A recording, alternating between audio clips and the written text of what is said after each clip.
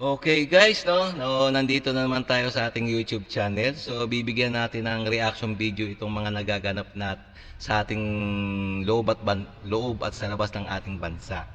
So ito nga ay tungkol sa lalong-lalo na tungkol sa West Philippine Sea. So kung gusto niyo ng mga ganitong reaction video, please subscribe, like, like nyo na rin share, okay? And also, syempre, paki-subscribe na rin kay Kyle TV. Okay? So, bibigyan natin reaction to. Hindi tayo nagbabalita, reaction video lang to. So, okay? So, umpisahan na natin. Kasi itong ano na to, itong mga latest na balita na ito na ang Australia daw ang tatapos sa China. Yun ba? Napaka magandang balita. Yun So, okay? Tingnan natin.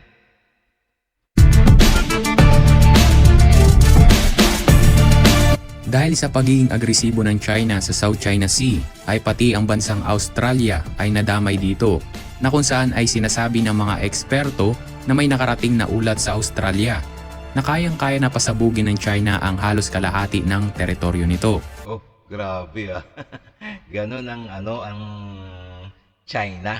So napakalakas manakot. Pati Australia, talagang nila, binanatan ng kanilang mga salita lang. Kaya naman sa ngayon ay tila mas naging matibay ang depensa ng militar ng Australia, na sa ngayon ay naalarma ang buong bansa nito. Samantala ay ayon naman sa pagsasamite, ang Australia ay nasa loob ng saklaw ng distansya ng mga missile ng bansang China.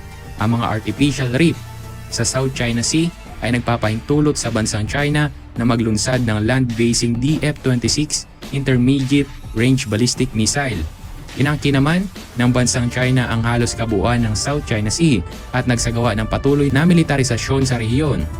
Well, kung bago ka pa lamang sa ating channel at interesado ka sa mga ganitong video na kung saan ay pwede kang makakuha ng mga kaalaman at impormasyon tungkol sa ilang mga bagay-bagay, click mo lamang subscribe at ang ating notification bell para palagi ka na-update sa tuwing may bago tayong inilalabas na video. Kaya naman, simulan na natin!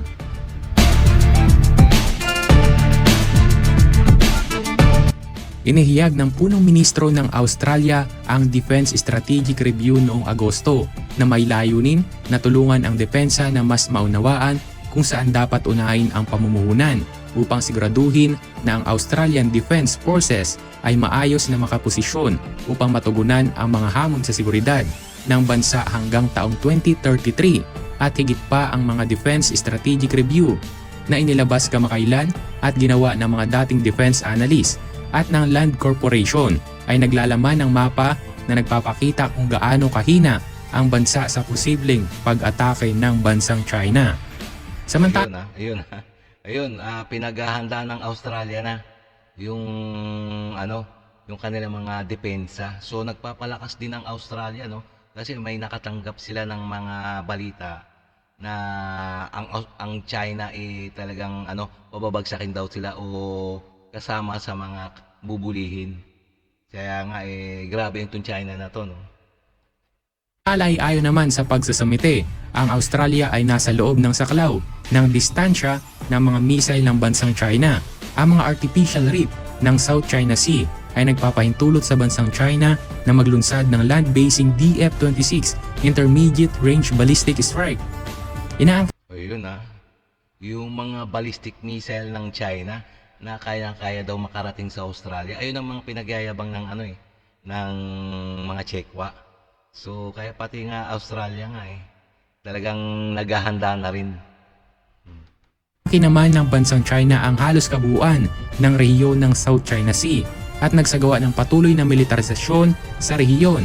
Ito ay sa punto ng talakayan sa mahabang panahon ng DF-26 Intermediate Range Ballistic Missile ng bansang China na may kakayahang umabot sa mga target sa paligid ng 3,000 at 400 na milya ang layo. Grabe Ganun kalakas yung missile ng China, 3,000 miles. Ang layo nun Grabe Iwan lang natin. Saan ay maaari ito magdulot ng banta sa mga pangunahing instalasyon ng militar ng US Pacific Rim.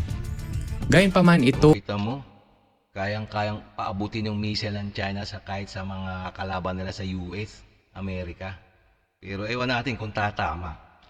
O ay kauna-unahang pagkakataon na inamin ng Canberra ang banta sa soberanya nitong teritoryo at nang ari-ari ang mga militar. Samantala ay mahalagang naman na tandaan na ang DF-26 missile ay maaari ding magdala ng 3 nuclear warhead na maaaring paghiwalayin at pagpaputok sa iba't ibang mga target.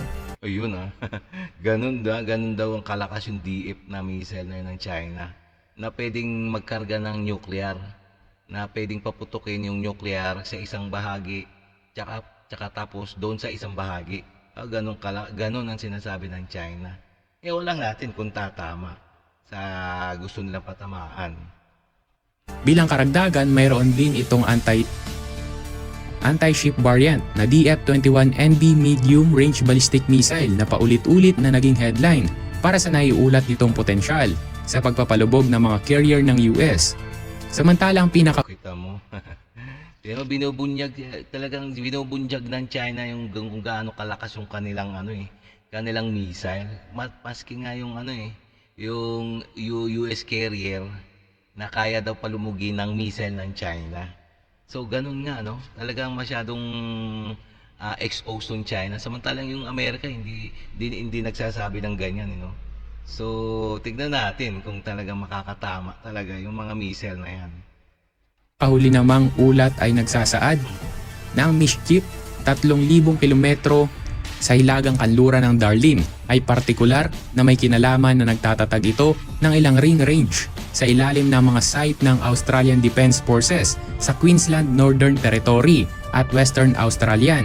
Bilang isang akbang sa pag-iwas laban sa puot ng China, nananawagan ang mga analista at mga mananaliksik sa administrasyon ng bansa na ilipat ang mga stockpile fuel depot at mga stock na base militar sa timog patungo sa mainland ng Australia. Ang mga rekomendasyon naman ito ay makabuluhan dahil ang mga ito ay dumating pagtapos ng isang tulad na pahayag ukol sa mga missile ng China na naglalagay ng panganib sa Estados Unidos. Samantala ay naman Nobyembre, ibinunyag ng US na nag-deploy ang China ng mga long-range ballistic missile sakay sa mga nuclear submarine na may kakayang tamaan ang US. Ayun yung China talagang naghahanda na gusto nilang pasabugin din ng US Pero alam naman ng US to na talagang naghahanda, pero siguro tinatawa na lang sila ng US. Pero naghahanda, mas malakas ang mga military equipment ng US talagang hindi sumasablay. Ewan lang natin to sa mga armas ng Chekwa. Gaya ng naunang ulat, ang Indonesia sa ilalim ng administrasyon nito ay naglunsad ng mahigpit na pagsugpo sa ilegal na pangingisda sa karagatan ng Indonesia na aniya ay nagiging sanhi ng tao ng pagkalugi ng kanilang bansa ng mahigit 20 milyong dolyar. Nagresulta naman ito sa isang serye ng pagpapalubog ng mga barko ng iba't ibang mga bansa mula sa mga kalapit na bansa na bahagi ng inilalarawan ng administrasyon bilang shock strategy therapy.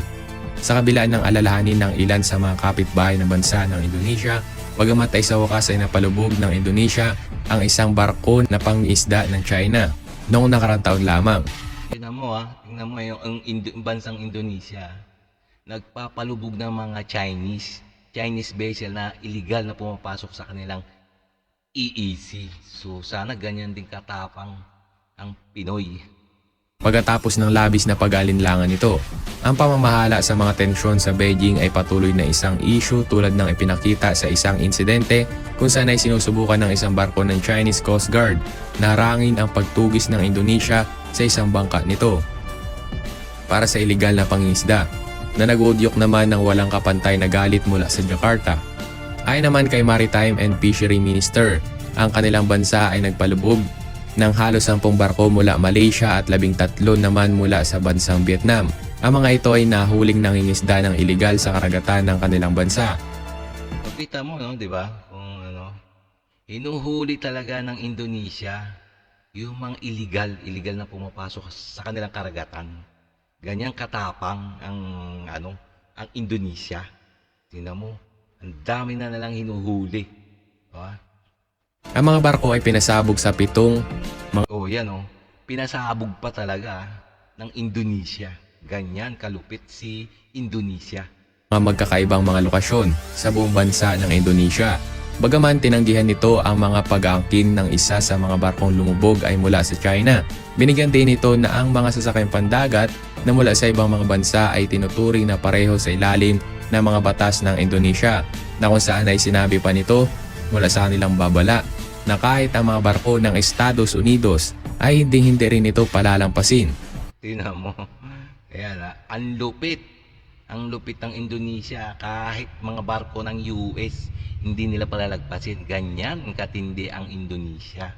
So, yung yung Indonesia tsaka yung ang Amerika, magkaalyado na yan pero kailangan kung papasok ka sa EEC ng isang bansa or ng Indonesia, kailangan magpapaalam ka, siyempre. Kung hindi pa sasabugin ka talaga. Ganun ang batas ng international law.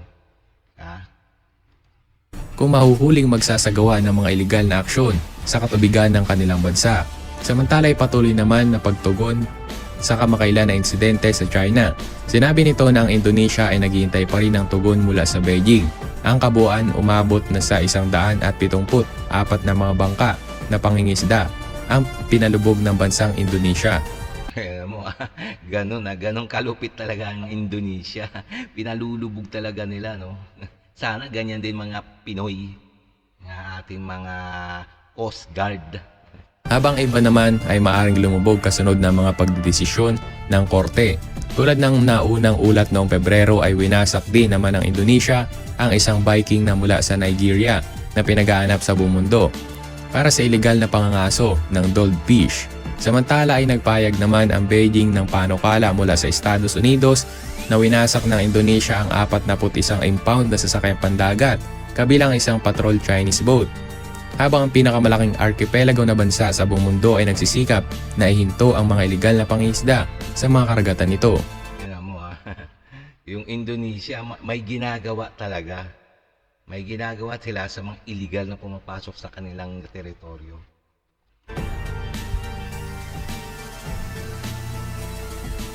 Okay, well, no? So hanggang dito na tayo mga guys. So kung nagustuhan nyo itong ating reaction video, please subscribe, like, and share. Okay? Lalong-lalo na, mag-like na lang kayo mga guys. Okay? So please subscribe, like, and share. Okay? So kung gusto nyo kung trip nyo itong mga ganitong video reaction tungkol sa ating mga nagaganap sa ating bansa, ay paki-subscribe. Okay?